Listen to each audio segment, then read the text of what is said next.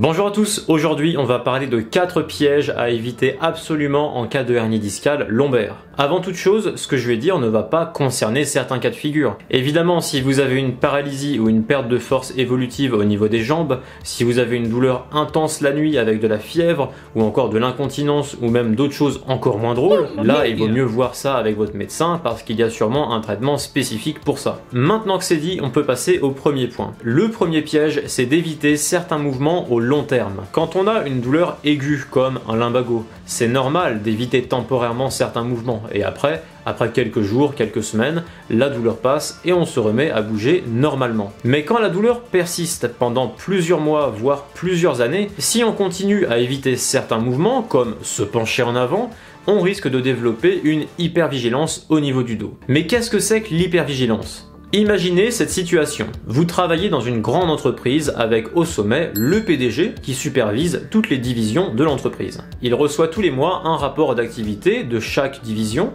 pour détecter et régler des problèmes. Un jour, vous faites une grosse bêtise qui fait perdre plein d'argent à l'entreprise. Évidemment, ça attire l'attention du PDG qui cherche à comprendre ce qu'il se passe. Pour ça, il va vous demander spécifiquement à vous un rapport toutes les semaines au lieu d'en avoir un tous les mois. Il va faire de plus en plus attention à ce que vous faites et à force de demander plus d'infos, il va finir par trouver des choses qui vont lui paraître louches quand bien même vous feriez parfaitement votre travail. Dans cette histoire, le PDG c'est votre cerveau et votre corps c'est l'entreprise. Quand vous avez des douleurs lombaires persistantes, que ça soit avec hernie discale ou sans, votre cerveau PDG s'inquiète de plus en plus à propos de cette partie du corps. Ce qui veut dire que votre attention est de plus en plus focalisée sur votre dos et que votre corps va plus facilement prendre la décision de vous protéger avec de la douleur quand vous bougez ou quand vous tenez une position en particulier. Cela participe à vous faire ressentir plus de douleur et à vous faire éviter des mouvements qui ne sont pas réellement dangereux pour vous. L'idée, c'est de recommencer progressivement à faire ces mouvements pour s'y réhabituer et pour désensibiliser votre système nerveux central. Certains mouvements, même s'ils nous paraissent habituellement mauvais, ne sont pas forcément dangereux, surtout s'ils sont bien dosés. Au contraire, vos disques intervertébraux, ceux où il y a la fameuse hernie discale, eux, ils ont besoin de contraintes et de mouvements pour être en pleine santé. Tout est question de dose, de contexte et de progressivité. Le deuxième piège, c'est de vouloir en faire trop d'un coup.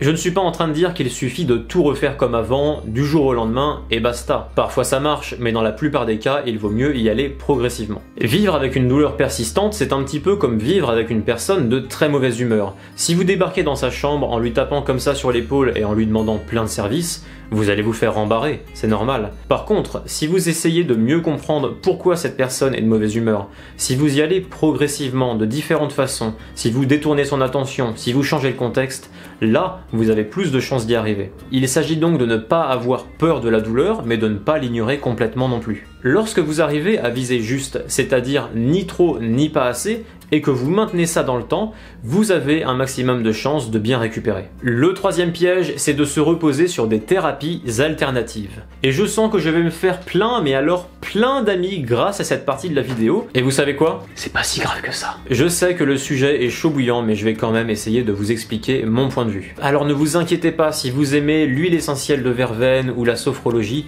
il n'y a pas de problème. Ce que je vais dire ne concerne que certains cas de figure, mais malheureusement ces cas de figure sont très représentés dans notre société. Je pense notamment à certaines thérapies manuelles. Et là, je ne souhaite pas citer de profession en particulier, tout simplement parce que ça touche plusieurs professions, dont la mienne. Il y a une citation que j'aime beaucoup. Pour chaque problème complexe, il existe une réponse claire, simple et fausse. Merci à toi, auteur que je ne connais pas. Et on va dire que des solutions simplistes à un problème comme la lombalgie chronique, j'en ai quelques-unes en tête, hein. Non, la solution n'est pas de remettre une vertèbre en place, de réaligner le bassin, de drainer le foie ou encore de corriger la position de l'atlas. Ces théories, elles sont complètement à la ramasse au niveau scientifique et notre compréhension actuelle de la douleur ne va clairement pas dans ce sens-là. Ensuite, il s'agit très souvent de thérapies passives dans lesquelles le thérapeute a la solution ultime, souvent contenue dans ses mains, et vous êtes le patient allongé sur la table et vous recevez passivement le traitement. Alors oui, ça peut vous apporter un soulagement au court terme. Mais une fois que le court terme il est passé, vous faites quoi ? Eh ben vous y retournez, parce que oui, évidemment, ces thérapeutes sont les seuls en mesure de résoudre les problèmes qu'ils vous ont eux-mêmes diagnostiqués. Ouais, comme par hasard, c'est dingue. Enfin, certaines thérapies ont tendance à vous donner une vision négative et erronée du dos et de la douleur, comme celle-ci, ou encore celle-ci. Ou allez celle-ci, allez j'en passe et des meilleures, mais en tout cas si vous traînez déjà sur comprendre son dos, vous savez que ce genre de croyance peut avoir un impact négatif. Et lorsque ces thérapies viennent contredire d'autres aspects de votre prise en charge, basés sur des preuves scientifiques, c'est l'efficacité de l'ensemble de votre prise en charge qui est plombée. Donc ce n'est pas inoffensif et qu'on ne vienne pas me dire que c'est complémentaire. C'est comme si une personne vous disait tiens conduis ta voiture, mais l'autre qui vous dit garde le frein à main serrée, vous n'allez pas aller bien loin. Vous n'arrivez nulle part et vous vous découragez.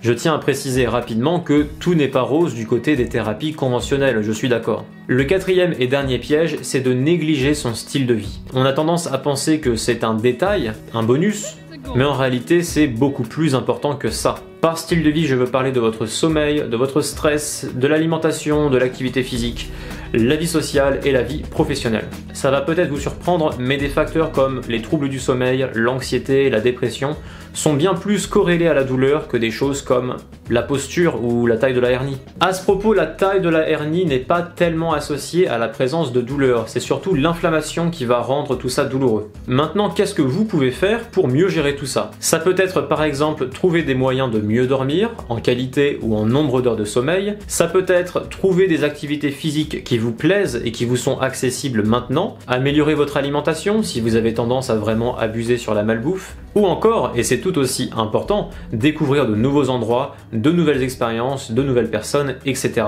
C'est tout aussi important pour la récupération. Mais toutes ces propositions ne sont pas adaptées à tout le monde. Vous n'avez pas besoin de devenir un moine altruiste vegan qui fait son jogging dans la nature tous les matins après avoir bu son jus de citron bio, non. Commencez par choisir une ou deux actions qui vous paraissent intéressantes pour votre situation et prenez le temps d'y travailler. Progresser tout seul, ça peut être vraiment difficile, donc n'hésitez pas à consulter un kinésithérapeute qui a l'habitude de s'occuper de ce genre de problème. Si vous voulez plus d'informations sur le sujet, n'hésitez pas à aller voir dans la description. Je vous mets un lien vers mon article 30 questions-réponses sur la hernie discale lombaire non opérée. Vous pouvez aussi recevoir gratuitement 5 vidéos qui contiennent des explications et des exercices pour mieux comprendre d'où vient le mal de dos et savoir ce que vous pouvez faire pour vous en sortir.